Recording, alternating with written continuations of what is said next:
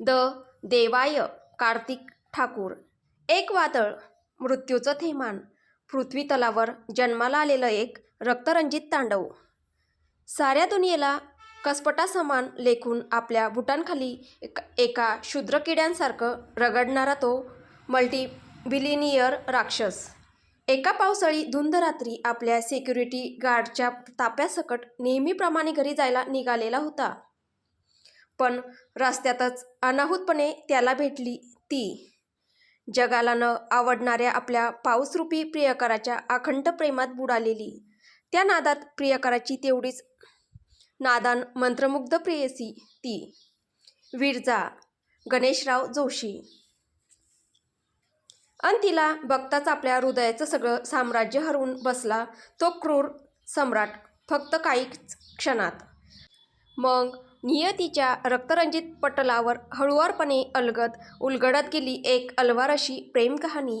निर्दयी निर्गुण खलनायक द देवाय कार्तिक ठाकूर आणि निष्पाप विरजा जोशीच्या अजरामर प्रेमाची, तिरस्काराची, अन्यायाची, कोर्याची आणि एका महाभयंकर सूडाची. एक असा सूड ज्याने हजारो मृत्यू घडवले, तेवढीच घरे उद्ध्वस्त केली, आयुष्ये बर्बाद झाली, कुटुंबाच्या कुटुंब देशोधडीस लागली. पण प्रेम, ज्या प्रेमासाठी हा हजारो मृत्यूंचा अग्निहोत्र रचला गेला होता, ते प्रेम अजूनही त्यांच्यापासून कोसो दूरच होतं.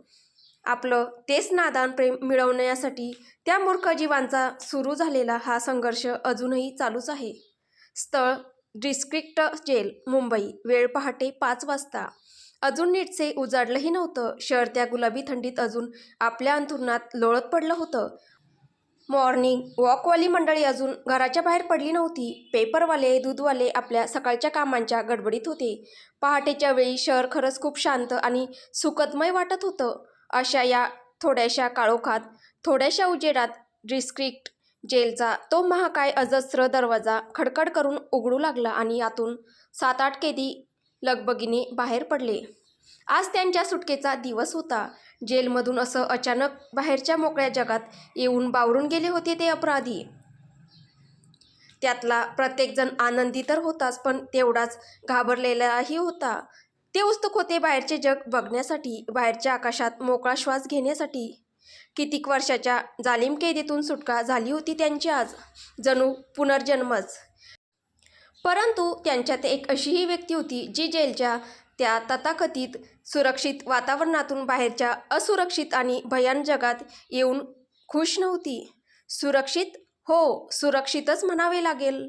कारण जेलच्या अंधकारमय जगापेक्षा बाहेरचे जग किती क्रूर आणि भयान आहे हे तिच्यापेक्षा कोणाला चांगलं माहीत होतं.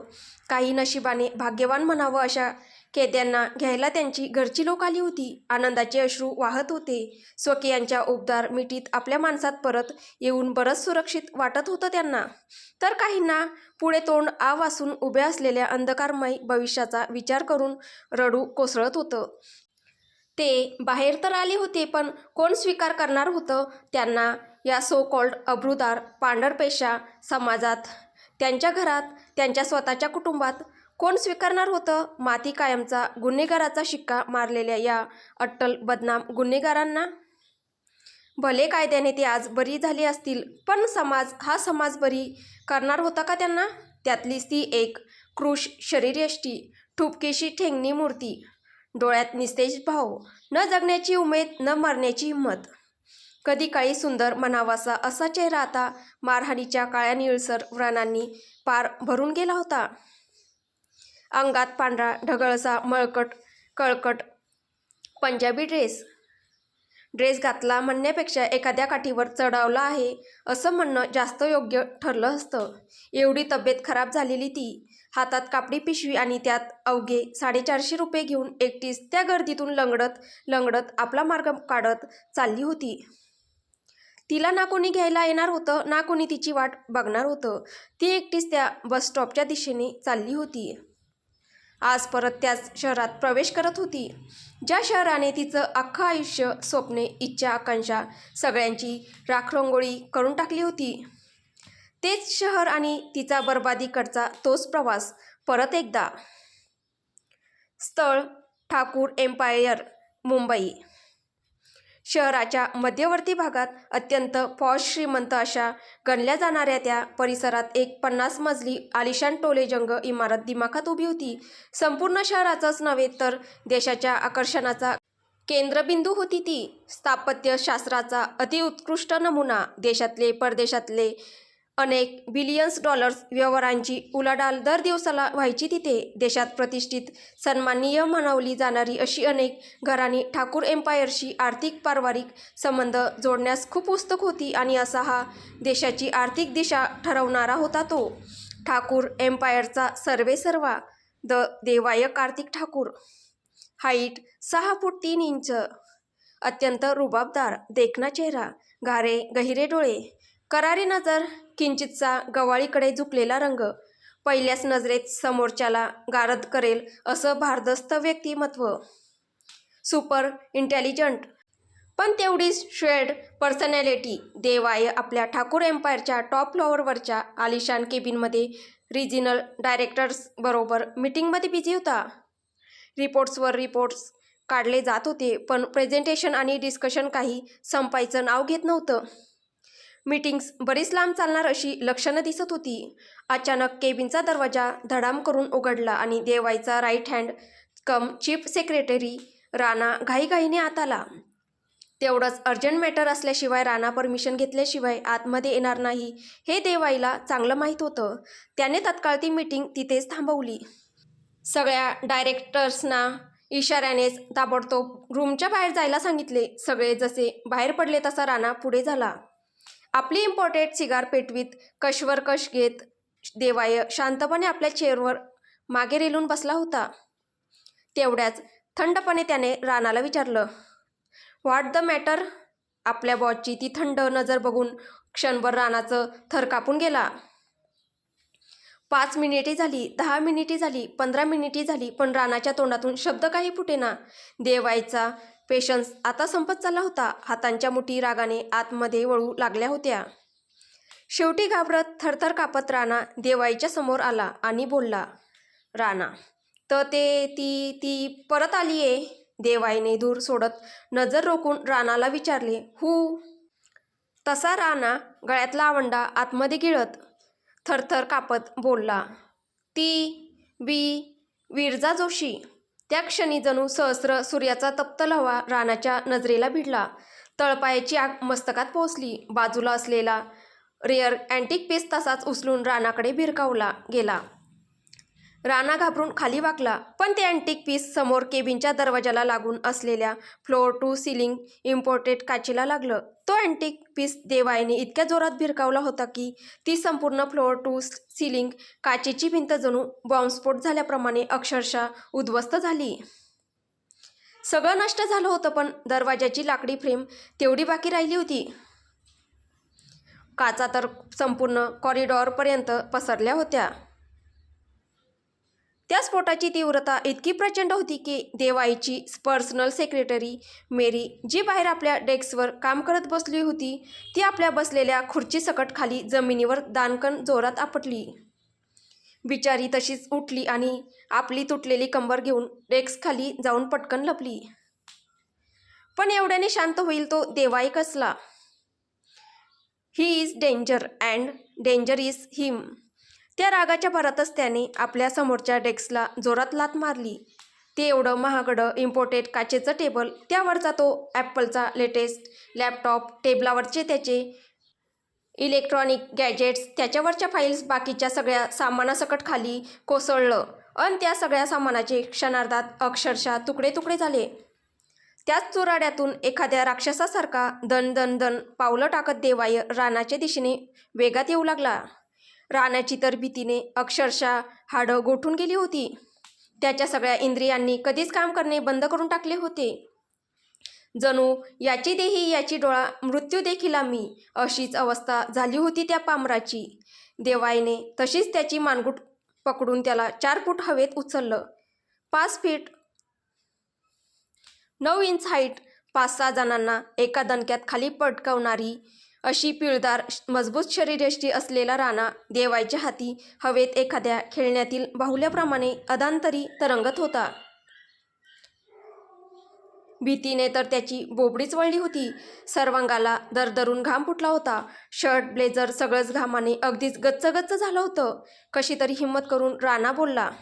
राणा, बॉस बॉस, मी राणा, तुमचा chief secretary. Please don't kill me, please don't kill me. देवाईने तसंच त्याला हिवाळून आपल्या चेहऱ्याच्या समोर आणला आणि बोलला. देवाई रागाने, सुटली कशी ती? हां, कशी सुटली ती? विरजा जोशी जेलमधून सुटलीच कशी? How dare you to bring back me this kind of bad news? माझ्याजवळ ही अशी खराब बातमी आणण्याची तू हिंमतच कशी केली? देवाईने तसंच राणाला उचलून जमिनीवर दाणकन आपटलं. विरजा जोशी, विरजा जोशी हवी मला, ती पण जिवंत, at any cost. Find where he is that bitch right now. जिथे असेल तिथून शोधून काढा तिला. लवकरात लवकर मला इन्फॉर्मेशन हवी आहे या टेबलावर. राणा, नाहीतर, आणि हो, यापुढे चुकलास तर चुकीला माफी नाही. You understand? You better understand. Leave. जोरात किंचाळला तो राणावर. विरजा जोशी जेलमधून सुटलीच कशी? कशी सुटली ती? देवायला राहून राहून संताप आवरला जात नव्हता. आज कोणाचंच खरं नव्हतं. जिथे लोक त्याच्यासमोर साधा श्वासही घ्यायला घाबरायचे, ते आज त्याच्या रौद्रावताराचा सामना कसा करणार होते? तसेच आपले लटपटणारे पाय आणि थरथरणारे हात घेऊन राणा कधी काळी सुस्थितीत असलेल्या त्या केबिनमधून बाहेर पडला. मेरी डार्लिंग अजूनही डेस्कच्या खाली लपून बसल्या होत्या. डेस्कच्या खाली बसून बिचारी देवाच्या केबिनमधून बाहेर पडणाऱ्या राणाकडेच टकामका बघत होती. तिच्यासमोर राणाचा तर अक्षरशः इज्जतीचा झाडपाला करून टाकला होता देवाईने. आता सुंदर मुलींसमोर थोडी तरी उरली सुरली इज्जत वाचवावी म्हणून सगळं नॉर्मल असल्याचा आव्हानात राणा उगाचच घसा खाकरत, आपली गळ्यातली टाय सरळ करत, उगाचच ते आपले फताडे दात बाहेर काढत, चेहऱ्यावर कसंनुसं हसू आणत मेरीच्या समोर आला. राणा एकदम जोशमध्ये. हॅलो मेरी डार्लिंग, हाऊ आर यू? हा हा हा how it's going on? Good work, good work, good work, keep it up. त्या तुटलेल्या केबिनकडे बघत खोटं हसत. It was just a normal discussion honey, you know, nothing else. तुला तर माहीत आहे बॉसला मी किती आवडतो ते. I am fine, I am okay, I am feeling better. हा हा हा एकदम परफेक्ट. तो काय बडबड करत होता ना मेरीला कळत होतं ना त्याला स्वतःला. बोलता बोलता त्याची नजर सहजच पाठीमागे वळली. साक्षात त्या परमपित्याला म्हणजेच देवाईला पाठीमागे बघून त्याने आपले सगळे दात आवरले आणि 90 डिग्रीमध्ये अबाउट टर्न करून लिफ्टच्या दिशेने पळाला. इकडे कासवासारखी कधीपासून डेस्कच्या बाहेर मान काढून बसलेल्या मेरीनं देवाईला बघताच गपकन मान आतमध्ये घेतली. राणा कसाबसा पळत लिफ्टच्या इथे आला तर त्याला तिथे जॉन, देवाईचा चीफ सिक्युरिटी ऑफिसर दिसला. राणा देवाईचा राईट तर जॉन लेफ्ट हँड. राणा जेवढा आगाऊ तेवढा जॉन शांत आणि गंभीर. जॉनला बघून गप्प बसेल तर तो राणा कसला? राणाला तिथे बघून जॉनने निरागसपणे त्याला विचारलं. John, is boss there? Boss आहेत का आतमध्ये? राणा चेहऱ्यावर हसू आणत. Yes yes, he is very much there. Absolutely, एकदम आतमध्येच आहेत ते. इनफॅक्ट आता ते तुझीच आठवण काढत होते. खूप कौतुक करत होते तुझं. हां, किती ते कौतुक, किती ते गुणगान. वा वा वा, मस्तच. जॉन आश्चर्याने विचारत. हो? राणा वरतून त्याला विश्वास देत. हो मग. हा राणा कधी खोटं बोलतो का? जा जा, लवकर जा, नाहीतर उशीर होईल नंतर. पळ पळ लवकर, एकदम fast. Good work John, good work. हां, keep it up my good boy. Boss आपलं कौतुक करत होते ते ऐकून नाही म्हटलं तरी जॉनला जरा बरेच वाटले. बिचारा गळ्यातली टाय, अंगावरचं ब्लेझर, सगळाच अवतार नीट करत केबिनच्या दिशेने वळला. राणा मनातच खुन्नस खात. मीच काय तो एकटा लाडका काय? माझेच काय ते सारखं सारखं लाड करायचे? थोडा प्रसाद याला पण मिळू दे ना. असं बोलून तो नालायक राणा तिथेच जॉनची वाट बघत बसला. जास्त वेळ वाट बघावी लागली नाही राणा महाराजांना. 10 मिनिटातच आपले जॉन साहेब आपले आपल्या कपड्यांचे चुरगाळलेले अवतार घेऊन कसाबसा सांभाळत बाहेर आला. बघतो तर राणा त्याला बघून बत्तीशी काढत उभा होता. राणाला बघून तर त्याला इतका राग आला की याला इथेच चांगला कुदळून काढावा. जॉन भडकत, यू इडियट, तुला माहीत होतं ना की बॉसचा मूड खराब आहे, तरी तू मला आतमध्ये पाठवलंस, मुद्दामहून केलंस ना तू हे सगळं, नालायक आहेस तू. राणा आपली टाय सरळ करत, नालायक नाही, नीच आहे मी. ते पुढे काही बोलणार तेवढ्यातच त्यांना देवायचे legal adviser cum advocate mister Chopra येताना दिसले. मिस्टर चोप्रा हसत, hi boys, how are you. Rana आणि जॉन त्यांना वेलकम करत, very good sir. Mister Chopra, good good. Is boss there, boss आहेत का आतमध्ये. राणा आणि जॉनने एकवार एकमेकांकडे बघितले आणि मग मिस्टर चोप्रांना हसून बोलले. राणा, आहेत ना, आणि नुसते आहेत नाही, कौतुक करतायत तुमचं. कौतुक? आहात कुठे, काय ते कौतुक, आहा हा, ऐकून कान तृप्त झाले माझे. मस्तच. जॉन, मग काय, एकदम मस्तच, सुपर डुपर हिट. तसं मिस्टर चोप्रांनी एकदम आनंदाने विचारलं, हो खरंच. राणा, मग काय, हा राणा कधी खोटं बोलतो का, हवी तर तुमच्या गळ्याची शपथ घेतो. मिस्टर चोप्रा हसत त्याला म्हणतात, नको नको, त्याची काही गरज नाही. राणा त्यांना म्हणतो, नाही आता तुम्ही म्हणतात आहे तर मी घेतोच शपथ. जॉन मनातच म्हणतो, हो हो घे शपथ आणि पाठव त्याला पण एकदाचा ढगात. मिस्टर चोप्रा हसत, नाही नाही, त्याची काही गरज नाही, तू बोलत असशील तर खरंच बोलत असशील, आपल्याला फुल भरवसा आहे तुझ्यावर, हा हा हा. ते मी जरा जाऊन येतो हां. जॉन पण मिस्टर चोप्रांची मजा घेत, हो हो जा जा, अगदी अगदी, लवकर जा हां, एकदम कडेकडेने सांभाळून, नाहीतर उशीर व्हायचा. मिस्टर चोप्रा मनातच, बरं झालं आता पेमेंट वाढवून मिळणार, वा वा वा. इकडे राणा आणि जॉन मनात, नुसतं वाढवून नाही मिळणार, डबल मिळेल, डबल मज्जा आहे. थोड्या वेळात मिस्टर चोप्रा देवायच्या केबिनच्या बाहेर केस पिंजारलेल्या अवस्थेत पडतात. समोरच दात विचकत असलेल्या त्या चंगू मंगू जोडीकडे बघून रागाने दातोट खात बोलले, तुम्हाला माहीत होतं ना हे तुम्हाला, तरी मुद्दामहून केलंत ना तुम्ही हे, नालायक आहात, शुद्ध नालायक आहात तुम्ही. जॉन आणि राणा खिशातला गॉगल डोळ्यांना चढवत, नालायक नाही, नीच आहोत आम्ही. तर पुढे काय होईल हे आपल्याला पुढच्या भागात पाहायला भेटेल. तुम्हाला ही कथा कशी वाटते आहे कमेंटद्वारे नक्की कळवा, आणि कथा आवडत असेल तर व्हिडिओला लाईक करा, शेअर करा, आणि या कथेचे पुढील भाग ऐकण्यासाठी आपल्या चॅनलला सबस्क्राईब करा. धन्यवाद.